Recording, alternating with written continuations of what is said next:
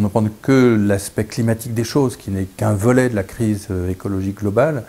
Mais si on se dit qu'il faut éviter un réchauffement du climat de 2 degrés Celsius par rapport à l'ère pré-industrielle, un chiffre qui paraît peu apparemment, mais qui en fait entraînerait des conséquences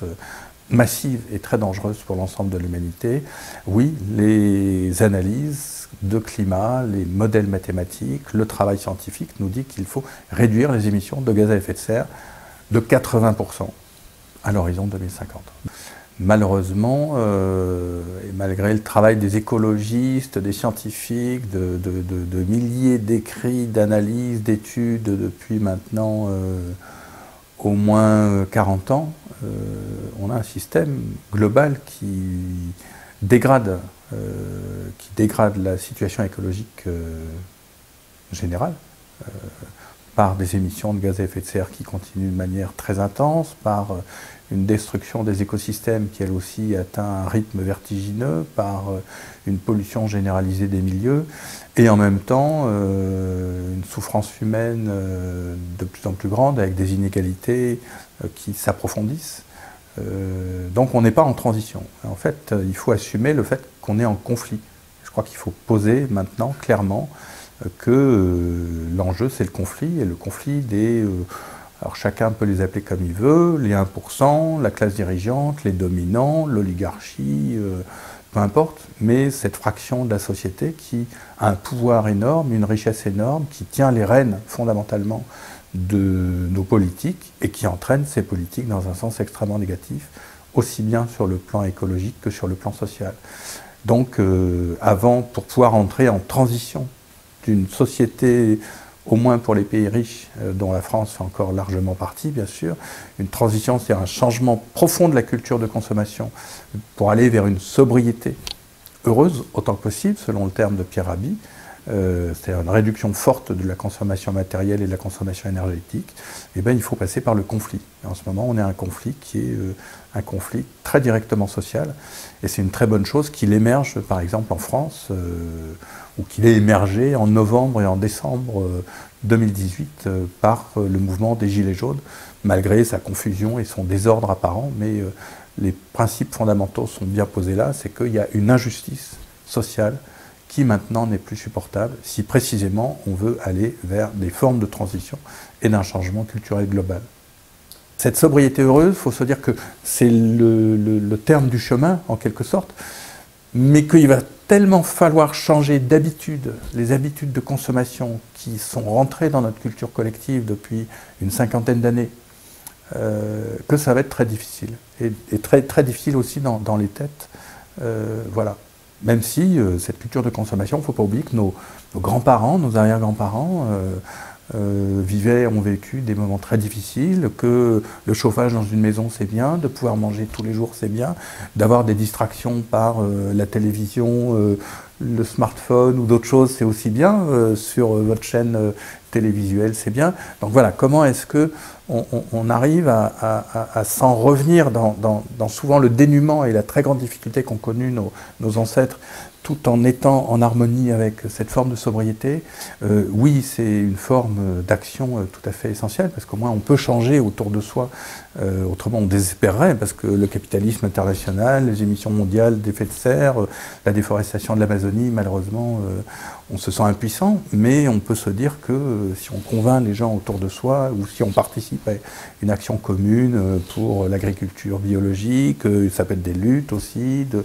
défendre des lignes de chemin de fer,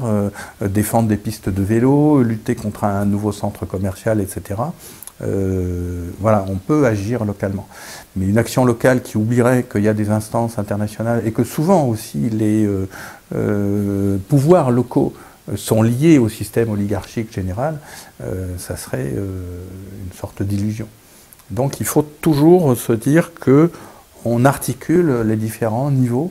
le niveau presque individuel aussi, parce qu'il faut changer soi-même pour que les choses changent, le niveau local qui est l'action qu'on peut avec ses amis, sa famille, ses camarades de travail, de parti, de club de foot, je ne sais pas, ceux qui sont dans nos villages, dans nos quartiers, et puis l'action collective pour aussi quand même déstabiliser autant que possible les échelons globaux. Mais il n'y a pas d'action locale qui se suffirait elle-même. Si on oublie le niveau général, on se fait plaisir, mais fondamentalement, on ne change rien. Donc ça va être aussi une culture qui va aller vers moins de consommation, donc c'est difficile, mais aussi, puisque notre société est devenue, dans l'évolution du capitalisme, très individualiste, retrouver beaucoup des liens de sociabilité, de coopération, voilà, réapprendre à se parler aussi. Ça paraît idiot, mais réapprendre à faire des choses ensemble sans passer par l'échange marchand où on est à la caisse au supermarché. Pour résumer, il faut moins de biens, plus de liens. Les médias sont devenus très largement aux mains du système oligarchique, puisque la très grande majorité des médias, en France, mais on retrouverait la même situation dans beaucoup de pays importants, enfin tous les pays sont importants, mais j'entends des pays développés, ceux avec lesquels on a le plus de points communs, eh bien des chaînes de télévision, des grands journaux quotidiens, des chaînes de radio qui appartiennent à des milliardaires, à des compagnies de téléphone, à des banquiers, et donc qui influent très largement sur le contenu, la façon de présenter les choses, la focalisation sur telle ou telle thématique, et qui globalement se sont fait les instruments et d'une culture de la consommation matérielle toujours croissante, et d'un néolibéralisme qui atteint maintenant son degré presque maximal d'extension et de nuisance. Donc le regard que je porte, c'est que l'information globalement est serve, elle est domestiquée, et que c'est un travail essentiel de faire ce qu'un certain nombre ce que vous faites, ce que nous on fait avec Reporter, le quotidien de l'écologie, ce que beaucoup de gens font. Donc c'est une bataille vraiment pour aller vers l'indépendance des pouvoirs économiques. Mais pour l'instant, même si heureusement il y a beaucoup d'informations autres qui passent, on reste encore petit par rapport au schéma global, aux idées des dominants qui sont influencés influés très largement, qui sont transmises très largement à l'opinion publique, à la majorité des gens, par les grandes chaînes de télévision et les grandes chaînes de radio.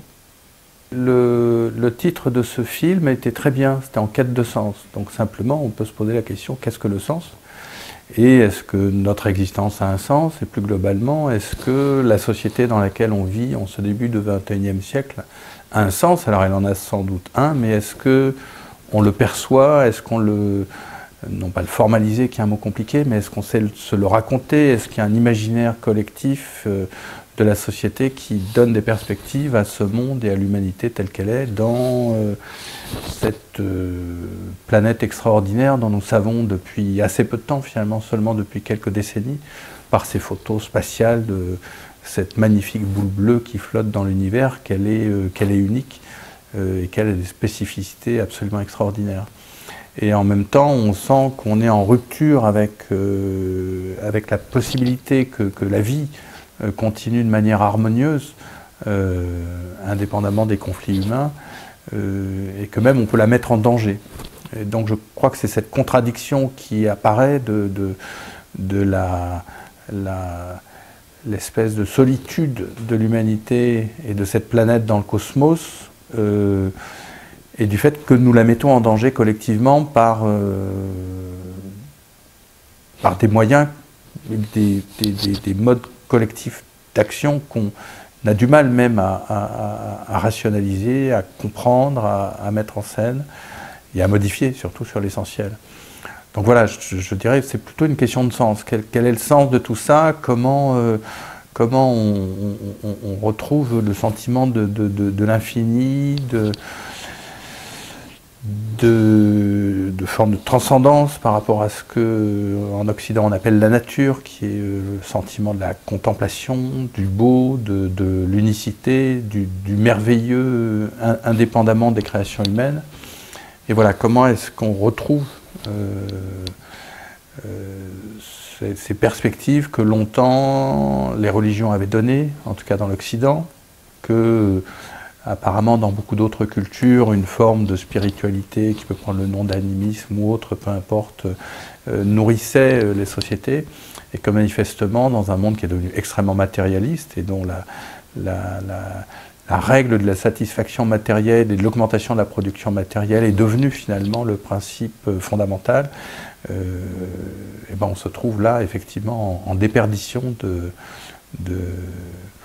de sens aussi bien dans perspective globale que dans ce paradoxe, une fois de plus énorme, qui est on est en train de détruire quelque chose d'unique et dont nous savons maintenant qu'il est absolument merveilleux à l'échelle du cosmos.